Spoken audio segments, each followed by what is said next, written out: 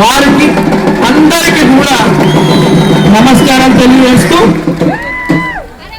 గతంలో ఈరోజు మీ ముందుండి మాట్లాడుతున్నానంటే, ఒక అభ్యర్థిగా మీ ముందుండి మాట్లాడుతున్నానంటే ఇదంతా కూడా పెద్దలు, కాంగ్రెస్ పార్టీ పెద్దలు, ఏఐసిసి పెద్దలైనటువంటి సోనియా మేడం గారు, రాహుల్ గాంధీ గారు, మల్లికార్జున్ ఖార్గే గారు, కేసీ వేణుగోపాల్ గారు, వారితో పాటు నా మీద ఈ ప్రజలకి అండగా ఉంటానని, వీరి సమస్యలు పరిష్కరిస్తానని ఎంతో నమ్మకంతో నాకు ఈ అవకాశం కల్పించినటువంటి పెద్దలు ముఖ్యమంత్రి రేవంత్ అన్న గారికి, పిసిసి అధ్యక్షులు మహేష్ అన్న గారికి, ఇన్ఛార్జ్ మేడం నటరాజన్ గారికి, విశ్వనాథన్ గారికి, ఎంటైర్ క్యాబినెట్ పెద్దలందరూ కూడా పాదాభి నమస్కారాలు తెలియజేస్తూ, మరి పెద్దలు నా మీద పెట్టుకున్నటువంటి నమ్మకాన్ని మీలో ఉంటూ కష్టపడి పనిచేస్తూ వాళ్ళ నమ్మకాన్ని, వాళ్ళ గౌరవం నిలబెడతానని చెప్పి సందర్భంగా తెలియజేస్తూ, గతంలో 3 సార్లు మీరు ఈ ప్రాంతం నుండి బీఆర్ఎస్ పార్టీకి అవకాశం కల్పించినారు.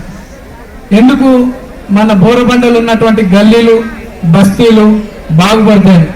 ఎక్కడ కూడా డెవలప్మెంట్ యాక్టివిటీ లేదు. అదేగాక ఈ స్థానికంగా ఉన్నటువంటి నాయకులని అనేక రకాలుగా ఇబ్బందులు పెట్టడం జరిగింది. మళ్ళోసారి మోసపోకండి. నిన్న నేను ప్రచారానికి సాయిబాబా నగరు ఆ పక్కన వీకర్ సెక్షన్ పోతే అక్కడ ఒక మహిళ, నర్సా అనే ఒక మహిళ కన్నీళ్లు పెట్టుకుంటా, నాయన మాకు డబుల్ బెడ్రూమ్ ఇప్పిస్తామని చెప్పి 200 నుండి 300 మంది వరకు దాదాపు 3-4 కోట్లు వసూలు చేసి మమ్మల్ని మోసం చేశారు. నాయన బీఆర్ఎస్ ఈ గల్లీలోకి మేము రాణిస్తామని చెప్తాను. గతంలో మీరు అవకాశం ఇచ్చారు, అభివృద్ధి జరుగుతుందని. అవకాశం దేవుడెరుగు, కానీ మనమంతా కూడా అన్యాయానికి గురైనాం. మన ప్రాంతం అంతా కూడా అన్యాయానికి గురైనాం.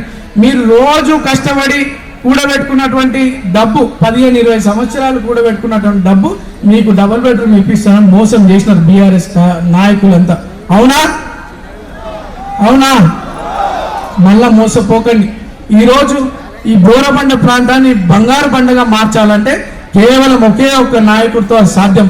అది మన ముఖ్యమంత్రి గారితో సాధ్యమవుతుందని చెప్పి సందర్భంగా తెలియజేస్తూ, బోరబండ ప్రజలు, మీలో ఒకడైనటువంటి నాకు, మీ కళ్ళ ముందు పెరిగినవాడిని, మీ బస్తీ వాసుని, 2 సార్లు మీ ముందు పోటీకి వచ్చిన, అవకాశాలు వచ్చినా రాకపోయినా మీకోసం నేను పబ్లిక్లోనే ఉన్నా. నాతో అయినంత సాయం చేసుకుంటూ తిరుగుతూ ఉన్నా.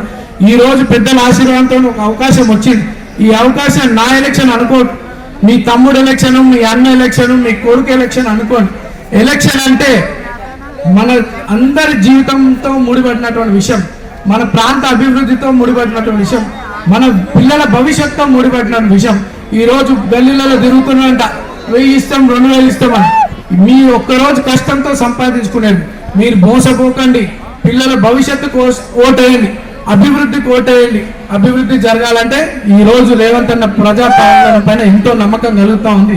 నేను గల్లీలలో, బస్తీలలో పోతుంటే మాకు తెల్ల కార్డులు ఇచ్చినానన్న, సన్న బియ్యం వస్తున్నాయన్న, సాయిబాబా నగరు, స్వరాజ్ నగరు, బంజారా నగర్కి పాదయాత్ర డోర్ టు డోర్ పోయినప్పుడు ఆ ప్రాంతంలో బీఆర్ఎస్ కి పనిచేసినటువంటి నాయకులు, బస్తీ పెద్దలు, వెల్ఫేర్ అసోసియేషన్ వాళ్ళందరూ కూడా, అన్న 20 ఏళ్ళుగా మా గల్లీల రోడ్ల వల్లే మేము ఎంతో అప్లికేషన్ రిప్రజెంటేషన్ ఇచ్చినప్పుడు కూడా మా పనులు కాలే.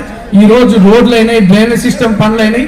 ఈ అభివృద్ధి చూసి మేము కాంగ్రెస్ పార్టీని జాయిన్ అవ్వాలనుకుంటున్నాం అని చెప్పి అందరు కూడా స్వచ్ఛందంగా సాయిబాబా నగరు, స్వరాజ్ నగరు, బంజారా నగరు, పెద్దమ్మ నగరు, వీళ్ళందరూ కూడా కాంగ్రెస్ పార్టీలో జాయిన్ అయినందుకు వారందరూ కూడా ధన్యవాదాలు తెలియజేస్తూ